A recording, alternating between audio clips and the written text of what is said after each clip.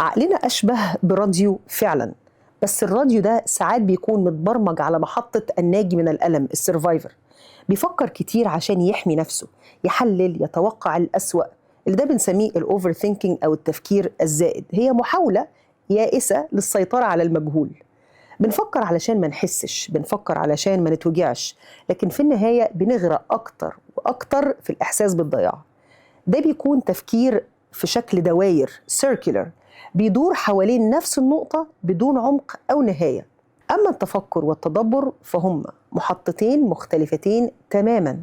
التفكر هو ما بعد الصمت، ما بعد الهدوء، لما نبدأ نلاحظ أفكارنا بدل ما نغرق فيها، اللي هو بيسموه المايندفولنس.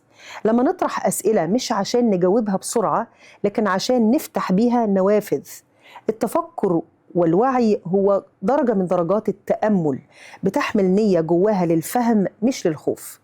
أما التدبر فهو أعمق بكتير، هو لما نرتبط أو لما نربط الأحداث ونشوف حكمة ربنا في اللي فات، ونتعامل مع رسائله مش بس اللي في القرآن، لكن في حياتنا اليومية، علشان نحول العقل من عدو صوته مزعج جدا إلى صديق حكيم.